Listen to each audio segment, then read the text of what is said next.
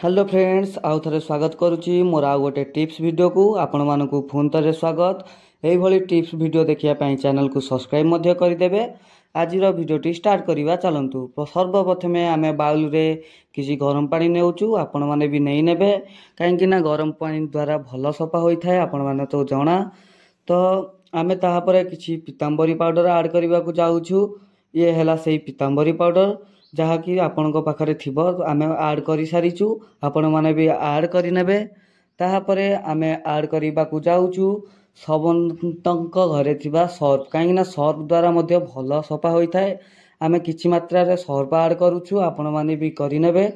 Surf पर आम किछि मात्रा रे कोलगेट आड करूँ कोलगेट द्वारा भल सफा होता है।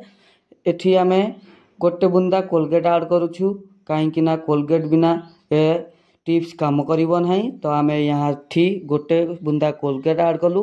ताहापर आपणक घरे जो गैस रो बर्नर थाउ किंबा जेकोसी जिनस ताहाकू सही पानी रे पकईदेवे। आम एबे गैस बर्नर को पानी रे पकईदबा। ता पूर्व तेंतुली टिके पकईदबा। खटा द्वारा भल मली छाड़ी थाए। खटा पकेला परे आम बर्नर को एबे भितर को पकईदबा। किछि समय परे ताहाकू आम सफा करिबा। सर्वप्रथमे आम बर्नर को पानी भितर को छाड़ीदेलु। तो एबे बर्नरटा गोटे गरम थिला। तो एबे आम बर्नर को पानी रे पकई साइलुनु आपण मानक सहित किछि समय परे देखागला। तो एबे 2 मिनिट परे आपण माने देखिबे तार रिजल्ट। 2 मिनिट परे सांग माने एबे मो माँ ताकू घसीबा को जाउची देखिबाथुबे माँ घसुची। आपण मानक फाइनल रिजल्ट देखिले आपण मानक मुंड खराब होई जिवो। तो फ्रेंड्स लास्ट जाए वीडियोटी को देखंतु बिना स्किप करी ताहाले जाई एई टिप्सटा काम करिवो। फ्रेंड्स आपण मानक ए जाए वीडियोटी भलो लागिथिले लाइक करदेबे। चैनल ले नुआ थिले सब्सक्राइब मध्य करदेबे। तो फ्रेंड्स एबे हमर घसा घसी चलीची देखा जाऊ केते मात्रा रे सफा होउची। तो फ्रेंड्स एठी हमर माँ भलो किनी घसुचंती आपण माने मध्य एई भली पुराना ब्रश साहाय्य रे घसी परिबे। ब्रश रे घसिले भलो सफा होइता है। तो फ्रेंड्स एठी हमर कोन होइची ना टिके बेसी जंग धरिची सेति पई बेसी टाइम लागुची। आपनकर कोन किमिति सफा करिवे सेही अनुसार टाइम लागि पारे।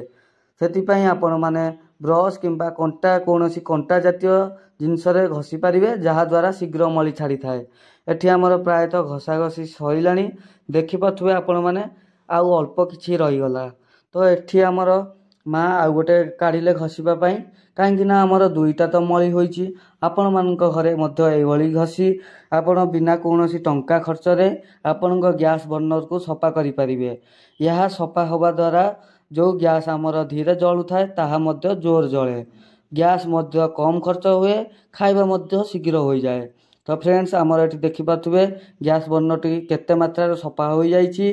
कलिंग मध्य छाड़ी जाईची एवं टिके टिके जा कला देखा होची नले आम गैस बर्नर बिल्कुल भाव रे सफा हो सारीची। देखि पाथुबे फ्रेंड्स फाइनल रिजल्ट केते मात्रा रे साइन करूची।